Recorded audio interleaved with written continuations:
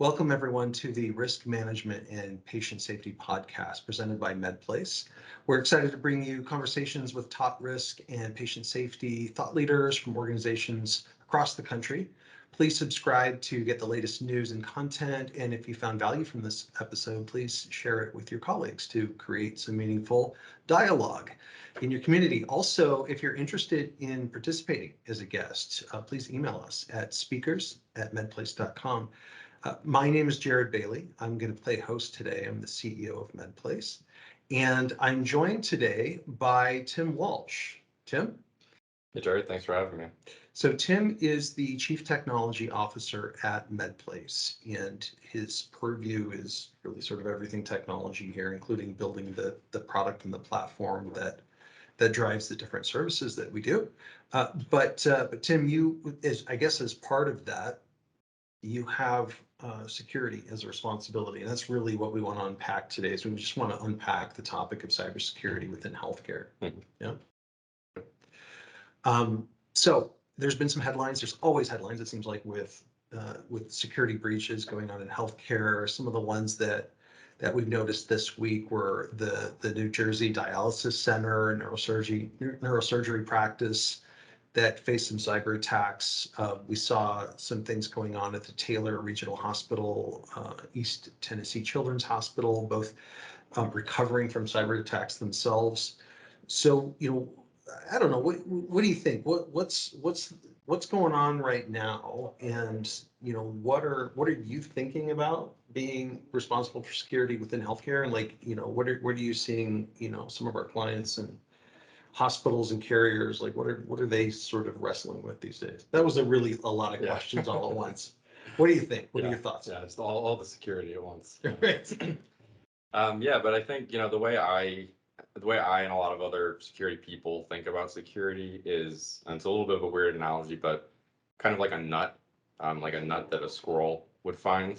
And so the way this analogy works is that the harder the nut is, or the harder it is to crack, the less effort a squirrel is going to put into kind of going about and trying to get the the meat out of the nut.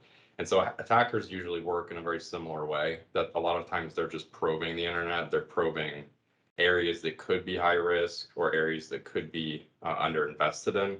And so my background, actually, I previously did work with PCI in the higher education space, also with startups. So making innovation securely, making sure things that are changing and all the ducks are in a row as that's happening. And so something that is similar with both of these is that a lot of times hackers will target schools and hospitals because they know that there's sometimes underinvestments of IT resources, or there's initiatives that are happening that are still being rolled out that are going to take some time. Especially when they find out about some type of vulnerability, they move really quickly and they try every nut. They see what's weak, what they can kind of get into quickly. And so that's really a lot of our kind of approach to designing and security as a whole, is how can we kind of create the most secure, hardened outer layer of our application and what we do, and make sure that it doesn't seem in any way, shape, or form like an easy target, because that's usually where hackers will kind of continue to investigate. And then we actually partner with some best-in-class providers such as Heroku, and we have a security partner named Silent Sector. They can actually do simulations of these attacks and let us know, hey, this is how far an attacker could actually get. And so being really proactive. And so this is coming from more of the tech, Silicon Valley type startup world, where that's all we think about is security and tech and things like that. And I know for a lot of hospitals, that's not how they're kind of built and how they run. Sometimes they don't even have that resource or that expertise in-house. Exactly. A lot of times you have an IT staff that's responsible for many, many things, and that might include security, in some capacities across different people. And so what I saw in some of my previous work is that universities were often targeted because they had a similar profile to hospitals. They had a smaller IT staff with a lot of responsibilities. Sometimes they're even responsible for making changes, and so they have access to things there. And so a lot of times hackers and malicious parties will kind of just look for what's that profile of someone who we were able to get into, and then they'll find similar people. And so you'll see that with I believe it was the New Jersey Dialysis Center. Um, they mentioned that there's more attacks happening on the smaller groups now and less attacks happening on the enterprises, and that kind of follows that, that a line of thought that the attackers have probably seen now that there's IT initiatives and cybersecurity programs happening at some of these bigger groups, and so they're having less success, and so they're kind of pulling away and looking for different nuts to crack. And so now they're trying all these smaller centers and all these kind of local facilities and seeing, all right, what can we get there? What can we get out?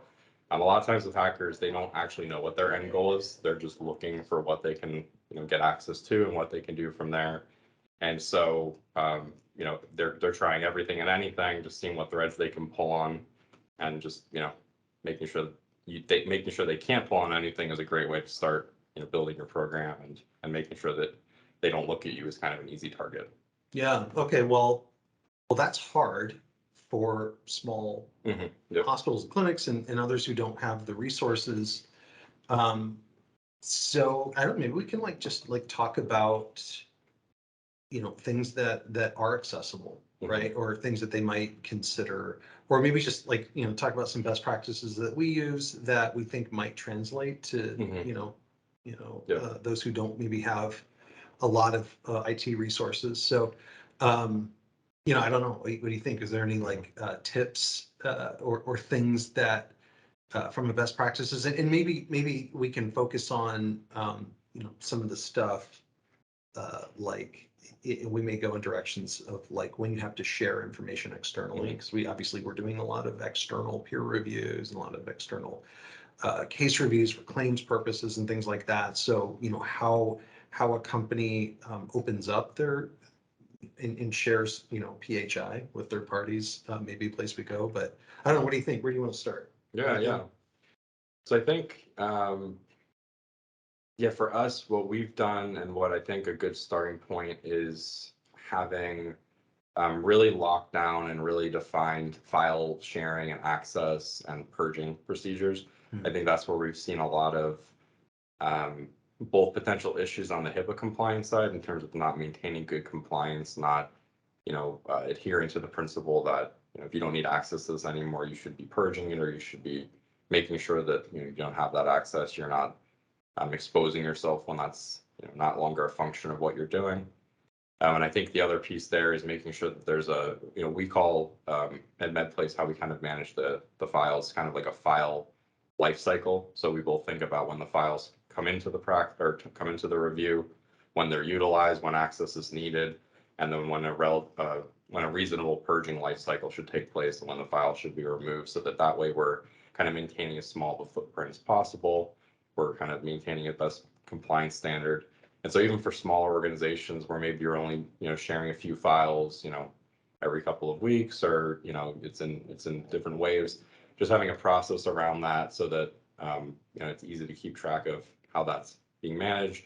We use partners again for this. So we use Box and we use Ambra, who help with the uploading directly into the cloud and viewing directly in the cloud, which I know that's another hurdle that, some groups have to get over, which is just how can you both receive and manage the files securely, but then also share them with others and make sure they can access them securely. And both Ambra and Box have built into their platform secure sharing and viewing and even expiration functionality. So this link only works for a week or only works for 60 days, and setting standards and erring on the reasonable side of how long you should have access is a good starting point. A lot of these systems can even set defaults, so you can kind of set it and forget it, and just know that every 60 days you're doing purging. Yeah, I mean, I would say that the way I see, imaging studies shared the most even today is, DVDs and CDs get created and sent out in the mail to people, and that, if you want to just stop that practice, you can look into tools like Ambra. They've got individual accounts that you can get that you can, people have to authenticate in order to actually view these things, and they view them through the browser. They don't have to download them. So just, I think best practices there as far as just how you're creating access, but then being able to automatically revoke access. I know some carriers that have done tens of thousands of case reviews with doctors all around the country for years, for decades. that's a lot of PHI floating around, machines, people's laptops, and it doesn't. You don't need to do that anymore, right? And there's all these tools that you can, just sort of stop that practice automatically and never have to worry about that. And then automatically, if you're purging, you're doing other things. Now, some of this stuff is not part of HIPAA, right? Yeah.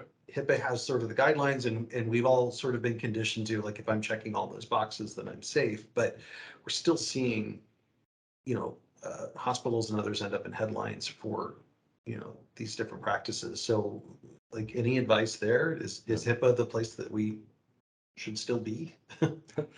So we definitely, HIPAA is definitely like top of mind as a compliance framework for us, but we also think about other frameworks as well. So how are other industries setting kind of their standards and how that applies across kind of the whole cyber industry. And so we also look at the PCI standard. I have some background there, kind of in finance. I mean, that's a good set of standards for really any product vendor to look at. And so that's what we've done. That's what I know a lot of other vendors in the tech space have done, is look at kind of what's a reasonable but maybe better standard that we could kind of adhere to now. And then that way we're kind of ahead of the curve. I know for a lot of groups, a lot of hospitals, a lot of IT organizations, having a strong cybersecurity education program is actually a very powerful defense line. A lot of these attackers, they get in on a very, it's kind of a domino effect of attacks. So they'll get one piece of data from one really low level attack, and then they'll use that and they'll kind of keep leveraging what they have to gain more and more access. And so some of these can start with something as simple as a phishing attack or, an account compromisation. And then from there, it becomes a very problematic vulnerability. And so making sure that everyone in your organization is also, being properly educated and understands what to look for and what not to do, it's a almost counterintuitive one because it seems too easy. But a lot of times people's laptops getting stolen is the start of an attack. People's, accounts having 6 characters in it, no special characters, no phone number, or sorry, no numbers, just a really basic, it's my cat's name, something like that, password, and then, things kind of start to Snowball from there. Yeah, so making sure from both, really across the board, what are the small things you can do and what are the big things you can do. And we've kind of oriented around the cybersecurity roadmap in addition to all of our other roadmaps. So we're updating our products kind of, in its own roadmap.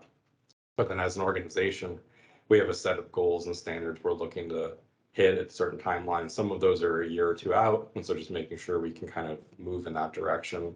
And that might be helpful for smaller groups too, who, today there's not, resources, or there's not an ability to change everything, but we can start moving some of the pieces and we can start kind of getting those things set up. We're looking for vendors to help.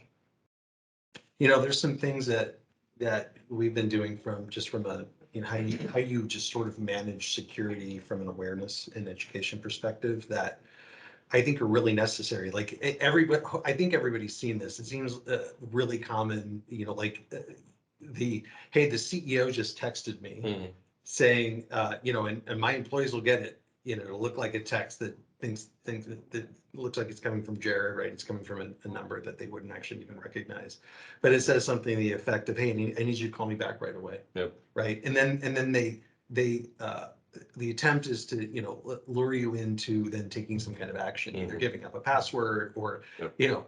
Buying gift cards and, all sorts of things that Yep. it's just very, very common because you can automate the entire thing, right? Yep. And, we have a Slack channel where if anybody gets one of those texts or one of these phishing attempts, they'll post it on the Slack channel just as an alert. And then other people will say, yep, I saw it too. And now, within a couple of minutes, we've got a general awareness of, there's something going on, and, Yep. somebody who may not have been paying attention is getting some reinforcement that they need to have their head on a swivel. But also, you just like getting together every month as an entire company and going through a security audit. What does that look like? Yeah. And how viable is that for a company to do? Right. Yeah. Well, we do it. So yeah. So what is so pretty viable. I think at a certain scale, obviously that becomes probably not, once we get to maybe, 50, 100 people, we'll have to rethink that. But I think, similar to, we talk about ourselves as being a product company, so everyone in the company works on the products. It doesn't matter what your role is or your function. We want your input and your feedback and your hand kind of in the mix as we're building the product. We think similarly about security in the sense that, every employee and everyone who works for your organization is part of your security team. And so you can either bring them into that, you can make it kind of a group activity, or you can say, hey, they're, members of the team who don't know and they're vulnerable and they could potentially, fall victim to these attacks. The tricky part about this is usually the people who have all of their time and energy dedicated to security are not the people who are going to fall victim to security attacks. Right. So I didn't even get a text message about the CEO texted, because they usually don't go after. They weren't that dumb. Yeah, they're not going to go for the CTO because they know, I know sense of urgency is, number one, asking for you to do something or asking you to log in or send money. So I know all the kind of red flags. What they're going to look for is an operator who's very busy. They've got a full book day. They've got a bunch of calls. They've got a bunch of, reviews that they're managing. They've got a, they come to the office, and from that moment until the time they leave, they're, heads down, busy, getting things done.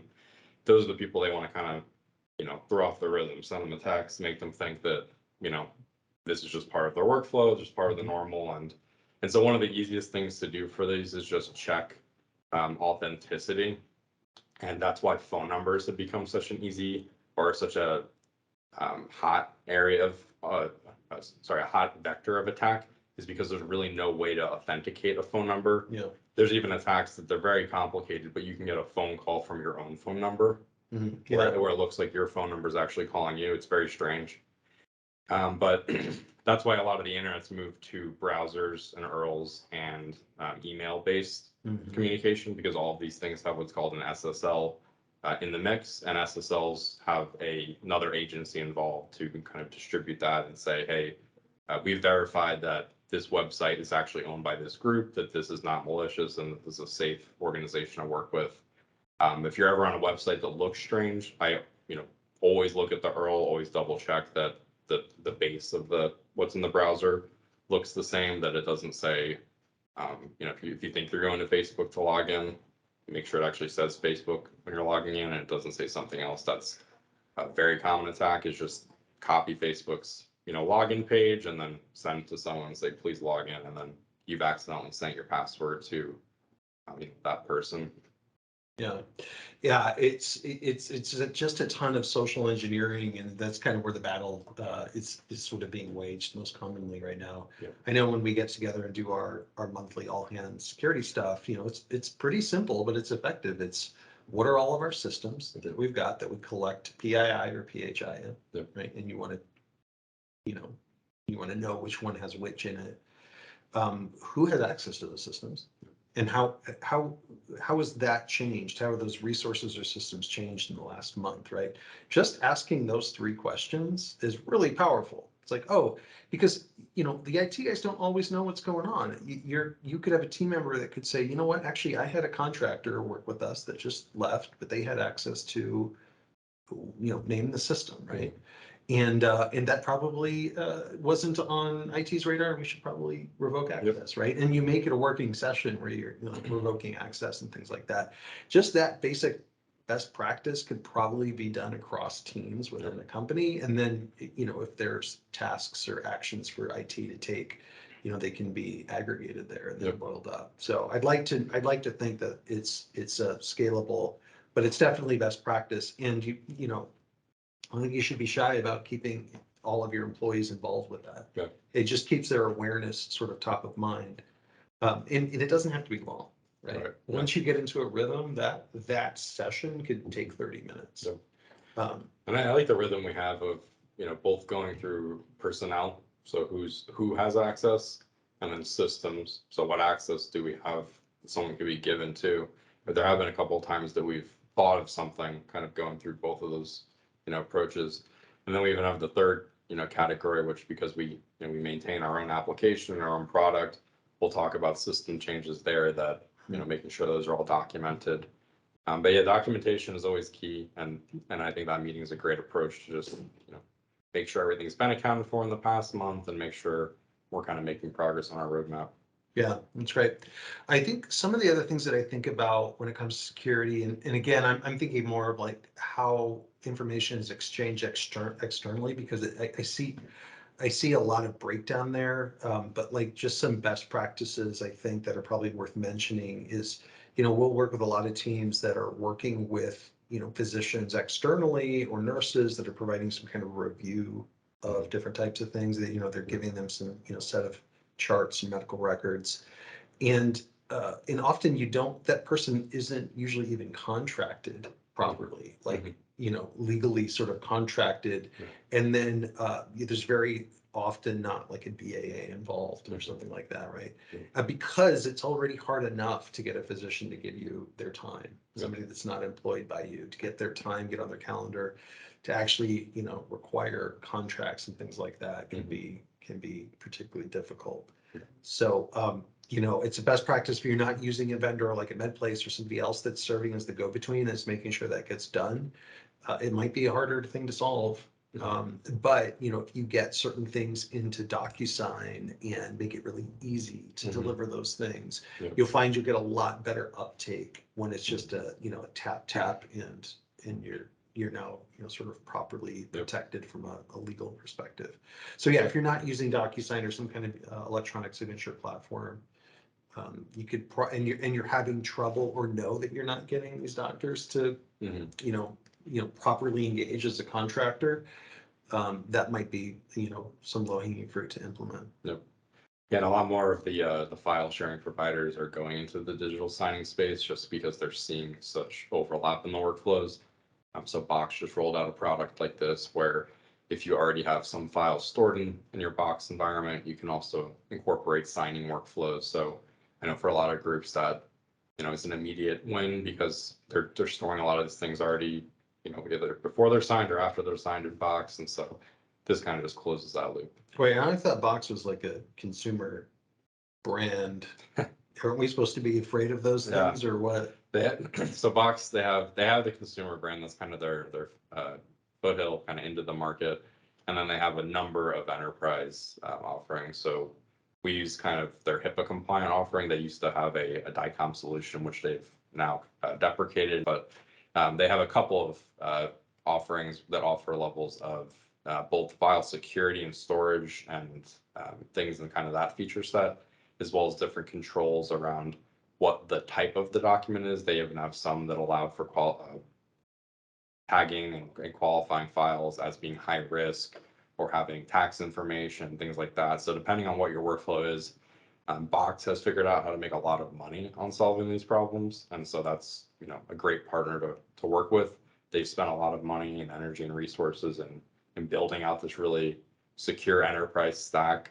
And they're, one of the biggest nuts to crack kind of in the security spot. So they've got to, really spend a lot of money maintaining that. Yeah, so they're spending a lot bigger budget to shore up these issues than a lot of the, like a small clinic could ever. Yeah, they're doing it for everybody as opposed to, one. That's great. I think another area of security that people don't think about is with automation. Automation, in my mind, if it's done properly, shores up security holes, specifically around the social engineering stuff, right? So the more that you're requiring humans to do things, either they're making mistakes or they're not, for example, looking at a validated URL before, engaging with a website and giving them a password and things like that. The more you're automating things, I think the more opportunity you have to shore things up. A really good example is what you mentioned earlier of just like your purging policies and what your vendors purging policies are, right? So I think that's a big problem that we hear, is not knowing the questions to ask the vendor that you're engaging with that are now taking responsibility over, let's say, your PHI. And if your vendor doesn't have automation around that, if you're not automating any of that part of your relationship with the vendor, you might find out that you're amassing a large mountain of data risk somewhere sitting in someone's cloud that they're not paying attention to, you're not paying attention to. I don't know, are there any like questions that we should be asking our vendors when we're engaged with them or when we're if we're sort of questioning whether they have a lot of access, Mhm. I don't know, anything come to mind that you'd want to ask? Yeah, I mean, I think it's become pretty common for vendors to provide what's called security white paper. So kind of this is what we do, kind of almost like a brochure of how they're secure. Hmm. If you think about a lot of, brick and mortar businesses, this is pretty common. They have almost like a pamphlet that says, hey, this is what we do. This is how we, provide this level of quality and assurance for you. You go to a Firestone, you look at like a thing about tires, it's got, a whole brochure of information, something similar like that, that you can kind of qualify, all right, we're a company who we manage files, we manage maybe tax information, we manage, this, that, and the other thing. You should have really well-defined reasons why you're taking that information, how you're securing it, how you're maintaining access as long as needed, and then what the, end of that life cycle looks like. This is, again, I have a little bit more background, or I came from a background of PCI, and so this is also something we talk about the file purging and things like that. They also have to maintain a sense of kind of financial record purging, and so I know for them one of the harder to manage standards is there's a general standard of kind of 7 years of maintaining a financial record. So you don't want to purge it any sooner than that. So making sure you've got a good system to track it and management. Stay within Stay the within- policies yeah. of purging or not purging, yeah. And then also evaluate for your business, well, do we actually want to adhere to 7, or do we have a reason to go beyond that? If we do, can we actually defend it? If we don't, can we stick to that as a standard? And so I think a lot of times these kind of, best practices, one of the kind of balancing factors is how accessible it is. So you gave a good example of kind of the file purging, and that's really mapped to a workflow that already exists. And so we kind of design that. It's almost kind of almost secure by design. Another one that a lot of people listening have probably seen is IP whitelisting and blacklisting is another kind of approach to this. And that's actually usually a little bit more of a high friction workflow where a group will say, okay, we only want these URLs to come in, or we think these ones might look malicious. And then that one usually leads to a lot of confusion because people don't know what's going on. Why can't I access this site? What's happening there? And so that one is a little harder in terms of one to roll out because you need to both inform, your users, this is what we're allowing, this is why, and then this is the appropriate way to request, an exception. We're working with a new vendor, we need to add them. This is all okay. This isn't, an attack or anything like that. Ideally, you're also adding vendor-specific URLs, not, sort of broad access to, larger applications and things like that. Exactly. Yeah. You want to think about what represents you and your integration with, the workflow as opposed to the broader uses which someone else could compromise and maybe use to do something malicious. Great. Well, I heard a lot of good stuff here today, just, how teams work together on their cybersecurity policy and just sort of raising awareness across all of them. Getting BAAs and other things signed with smaller vendors, even as small as, a contractor, physician doing work for you. Using tools like Ambra to be able to share out, Inbox for that matter, to be able to share out HIPAA sensitive information to third parties without actually giving them any information, being able to revoke that back. I don't know, did I miss any other tips for everyone? I think that was the big ones. Yeah, the only other one we touched on was if you can restrict downloading. That's one that we found to be very helpful. So kind of in line with the sharing, if you can share an only browser-based link or resource, that is just inherently more secure. And then inherently the file purging is all on you as opposed to both parties, because once they download it, now you have to verify with them that they've purged as well. Great. Well, Tim, appreciate you joining me today. Yeah. This is always good to kind of unpack this, especially since it's top of mind for everyone. It's getting worse. The arms race continues to escalate, right? So we all have to be top of mind with cybersecurity. If you guys heard anything that you thought was interesting that you'd like us to unpack, let us know in comments or reach out to us at Medplace if you'd like to come and join us in this conversation and unpack some of the security implications for risk managers and hospitals and others in the healthcare space. By all means, reach out there as well. But otherwise, thanks for joining me, Tim, and we'll see you on the next one. Yep, thanks for having me.